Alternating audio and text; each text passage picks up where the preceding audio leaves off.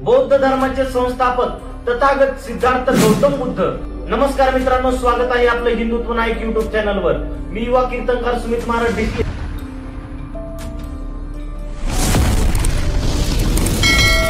चला तर मित्रांनो, आजच्या व्हिडिओला सुरू करूया। मित्रांनो, तथागत गौतम बुद्ध जे बुद्ध धर्माचे स्थापक आहेत। मित्रांनो, गौतम बुद्ध जे बौद्ध धर्माचे स्थापक आहेत, ज्यांना तथागत गौतम बुद्ध, सिद्धार्थ गौतम बुद्ध असं देखील म्हटलं जातं।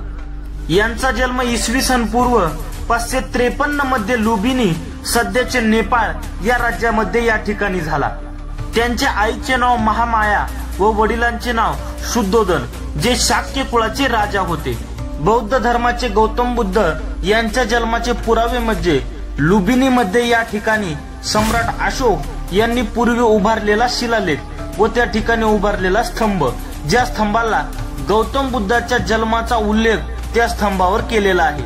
आणि अशाच प्रकारचे अनेक पुरावे लुंबिनी, नेपाळ या ठिकाणी आहेत। सम्राट अशोकांनी त्या काळामध्ये जे लेख लिहून ठेवलेले आहेत, त्या लेखांवर बौद्ध धर्माचा प्रचार प्रसार आणि गौतम बुद्धांचा जन्म तसेच नैतिक आचरण यावर जोर दिलेला आहे।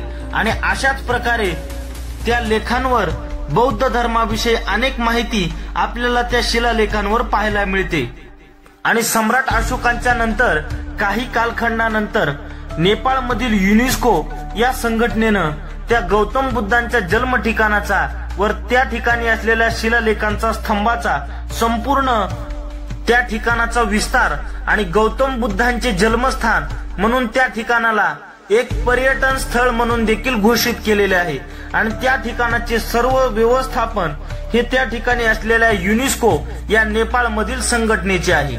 मित्रांनो, अशा प्रकारचा इतिहास तथागत गौतम बुद्ध जे बौद्ध धर्माचे स्थापक आहेत यांच्या जन्माचा आणि यांच्या जन्मस्थळाचा हा इतिहास आहे। तर मित्रांनो, कसा वाटला तुम्हाला आजचा हा व्हिडिओ आणि या व्हिडिओ बद्दल तुमचं काय मत आहे हे कमेंट सेक्शन मध्ये नक्की सांगा। आणि अशाच प्रकारचे नवनवीन व्हिडिओ पाहण्याकरता आपल्या हिंदुत्व नायक युट्यूब चॅनलला नक्की पहा, जेणेकरून अशाच प्रकारच्या वेगवेगळ्या समस्यांचं तुमचं निराकरण सतत होत राहील। धन्यवाद।